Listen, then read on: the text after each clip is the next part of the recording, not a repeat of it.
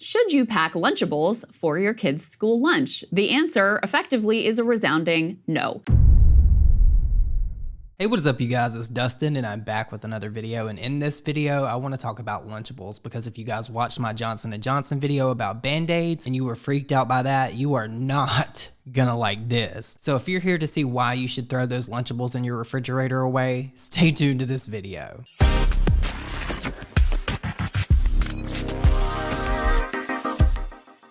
So before we get into the talks about the lead, the actual lead that is in Lunchables, they should just call them leadables, I want to talk about how Lunchables are marketed toward children. Because here in America specifically, we have cancer rates rising, obesity rates are rising, and I believe the companies that produce things like this are grossly misregulated, or not regulated at all. Thank you, FDA. And what's shocking about this is, these are foods that are geared toward children. These are little snacks that we keep in our refrigerators that are easy for them to consume. So you would think that there would be a little bit more thought and a little bit more of a conscious effort to put ingredients in these things, you know, that aren't toxic.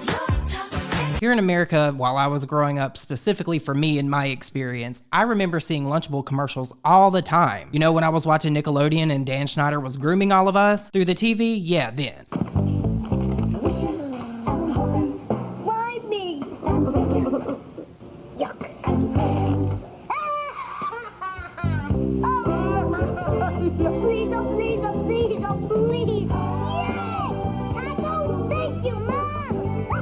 Lunchables, tacos, and nachos. The fun part of lunch kids wish for. Nachos? I'm on a roll! Yes!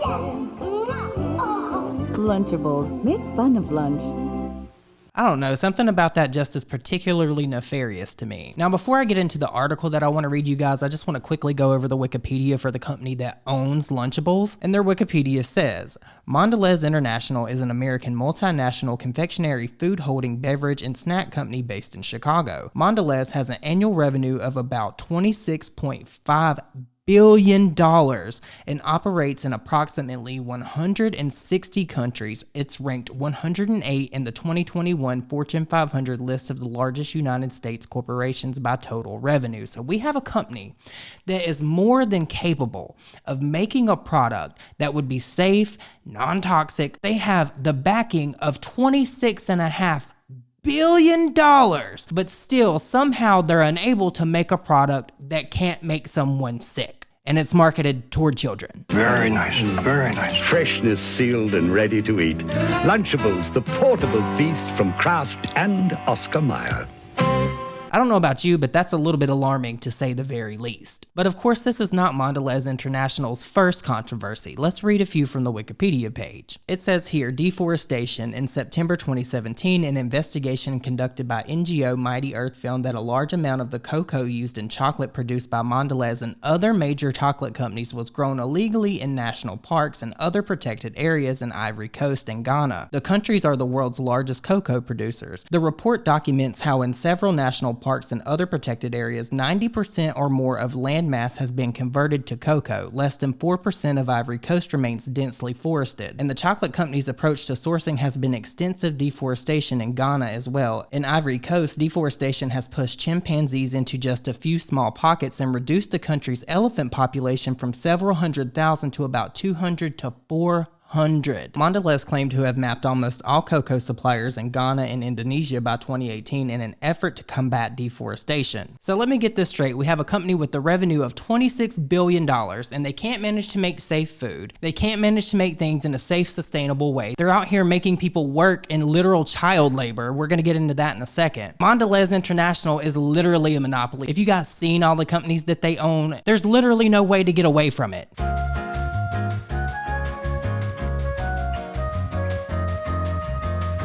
We're kind of like stuck here in purgatory. It's like we eat these foods that are really bad for us and we give them to our kids and we hope and pray that they don't get sick or get cancer. When the reality of the situation is this company has more than enough money to produce products that would be good for everybody and good for the earth and good for the planet. But they just choose to put profits over people, which is not surprising at all. Look at the times we live in. It's sad. In November of 2018, an investigation by Greenpeace International found that 22 palm oil suppliers to Melendez International cleared over 70,000 hectares, 170,000 acres, and 270 square miles of rainforest from 2015 to 2017. So that's in 2 years. They cleared out 270 square miles. Mondelez received a yellow, the second of the 4 possible ratings on the 2022 chocolate scorecard for agroforestry, i.e. starting the implement of good policy. Why did it take this long for them to start implementing good policies that were good for everybody? Why did they wait until now? We're in 2024. We have a climate crisis. We have all this shit going on in the world. The last thing that people should have to worry about is the food they're consuming. But it's the food that's making everybody sick because it's full of sodium and it's full of lead.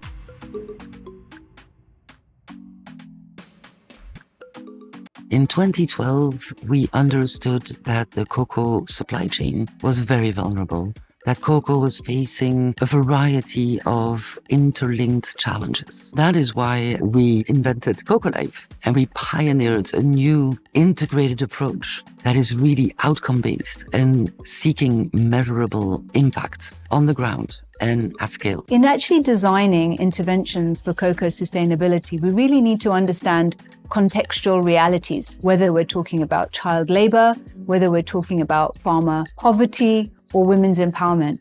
That is why Cocoa Life works directly on the ground, side by side, with our partners, the national institutions, and most importantly, the men and women whose livelihood it is to grow our cocoa. Our proudest achievement with Cocoa Life are trainings have resulted in increased income, reduced child labor, women are empowered. In our 6 producing countries, the communities have become stronger and more able to drive their own development.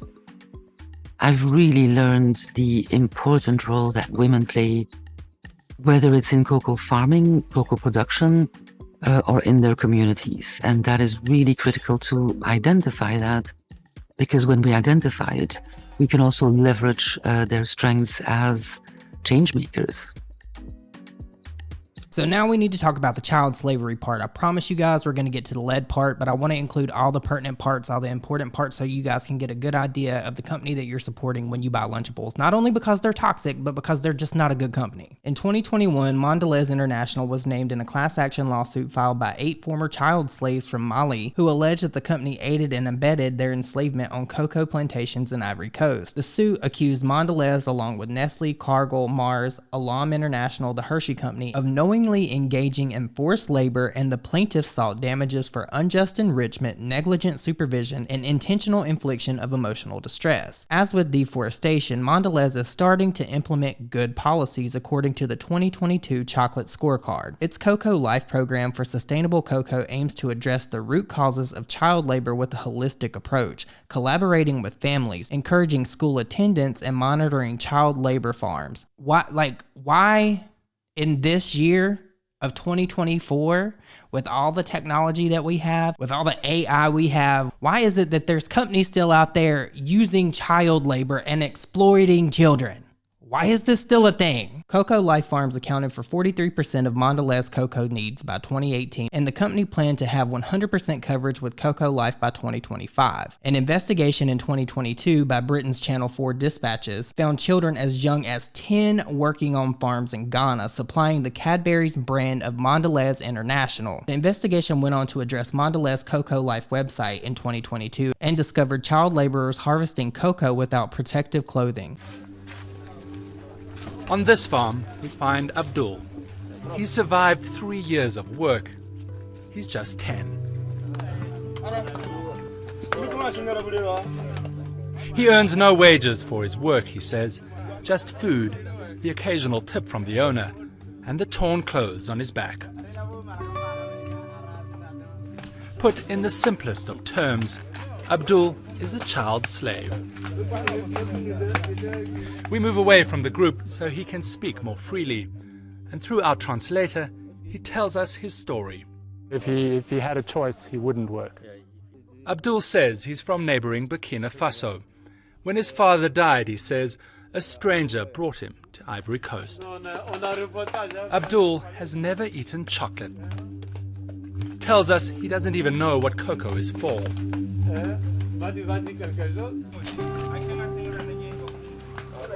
We met Yaku on the same farm, also from Burkina Faso. My mother brought me when my father died, he tells me. Yaku insists he's 16, but he looks much younger.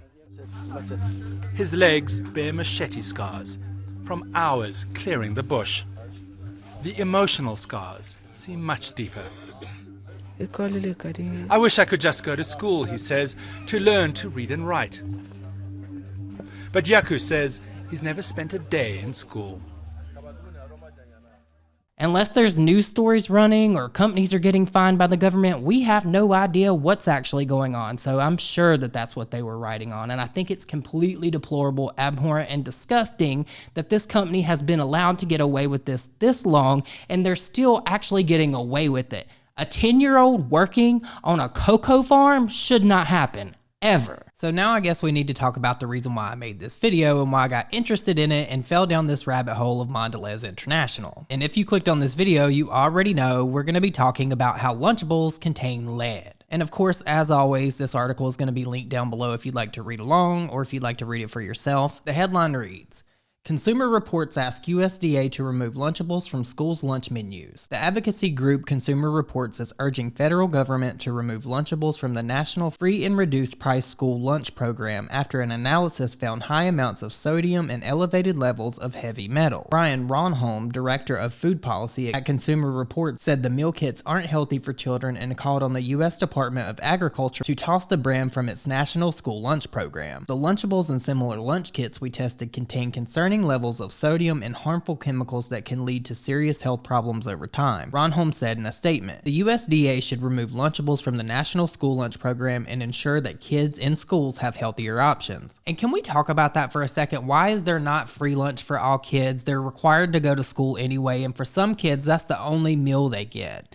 I think people forget that. So not only do we have kids starving at home, we're feeding them this garbage, but they're also getting fed this bullshit at school. That's America for you. Consumer Reports said it found high levels of sodium in Lunchables, detected lead and cadmium in tests, and also observed the presence of phthalates, which can impact reproductive health and the human hormonal system. A USDA spokesperson said the department does not allow or disallow individual food items, but rather sets requirements for the overall nutrition content of meals on a daily or weekly basis. So if the USDA doesn't do that, then who the fuck does? Why do we not have people out here actually regulating this? Like, why when I use water packets, for instance, does it have to have all this red dye in it? Why can't I just get a packet that just has flavoring in it without all the dyes? The system we have going on here is just completely ass backwards. Look at the Fanta that you can get in the UK versus what you get here in America. Tell me that shit's not poison. So the Lunchables described in the article would need to be paired with fruit, vegetables, and milk, the spokesperson said. In addition, a school who wanted to serve higher sodium product one day has to balance that with lower sodium items on others. They added the USDA takes very seriously our responsibility to ensure school meals are of the highest nutritional quality and that it has been helping more schools use local ingredients and cook additional meals from scratch. Like, I understand that there's not a way for them to mass produce like healthy meals all the time, but they can significantly reduce the amount of chemicals and shit that they put in this food that they're feeding kids. Like, come on. Of course, a statement was released, so we're going to talk about that. I don't really understand how you could address this in any other way but saying, hey, we fucked up. But here's what they had to say. Kraft Heinz says it stands by the quality of Lunchables. In a statement, a spokesperson for Kraft Heinz, which makes Lunchables, said all of its products meet strict safety standards and that lead and cadmium occur naturally in the environment and may show up in food at low levels. We are proud of Lunchables and stand by the quality and integrity that goes into making them, they said. Kraft Heinz has also improved the nutritional benefits of Lunchables recently by adding fresh fruit and reducing the sodium found in its crackers. Consumer Reports say 2 varieties of Lunchables are currently served as part of the school lunch program: turkey and cheddar cracker stackers and extra cheesy pizza. The group test score bought versions of those varieties and found that they had 74% and 69% of the California lead maximum. Consumer Reports said that it used California's threshold for lead as a benchmark for testing rather than the federal limit because California's standard is the most protective. The group tested tested 12 meal kits in total, including Lunchables and other brands, and found at least one type of phthalate in every kit except the extra cheesy pizza variety. So just like with the Band-Aid situation I was talking about, it's not just Lunchable brand Lunchables, it's other brands of Lunchables as well. So don't think just because yours doesn't say the brand Lunchable on it that it doesn't have phthalates. Now here's the gag of it all, right? So this whole discourse in this article is talking about how the school system needs to remove Lunchables. Listen to this. Consumer Reports says Lunchables for schools have higher sodium levels. Consumer Reports also found that Lunchables made to be distributed in schools, which have whole grains in the crackers and additional protein, contain more sodium than those found in stores. The turkey and cheese variety in schools has 930 milligrams of sodium compared to 740 milligram in commercially available kits for school. For schools, the pizza variety has 700 milligrams of sodium, while the option in stores had 510 milligrams. So I'm just going to assume here, and I could be completely wrong. If I am, you guys let me know down below, but I think that they probably up the sodium levels to preserve freshness because they don't know how long they're going to have these Lunchables. But even when you think about that, that doesn't make sense because how fast do they go through these things? They would have to be ordering them like on a weekly basis or a monthly basis to keep them in stock, right? That means that the turkey and cheese option has nearly half the sodium of the federal daily suggested amount, while the pizza selection has 34% of the recommended daily sodium amount, and more than 50% of California's limit for cadmium, the group found. I don't even know what cadmium is. That just don't even sound good.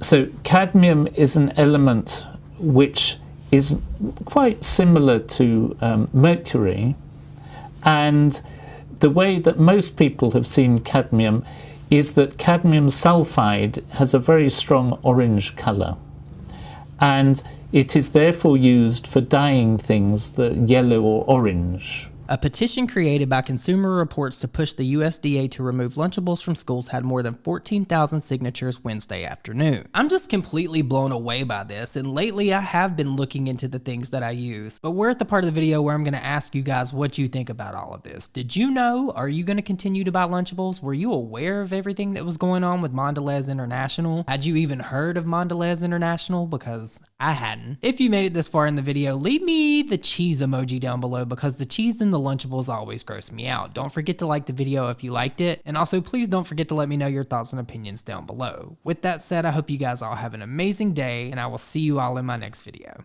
Bye guys.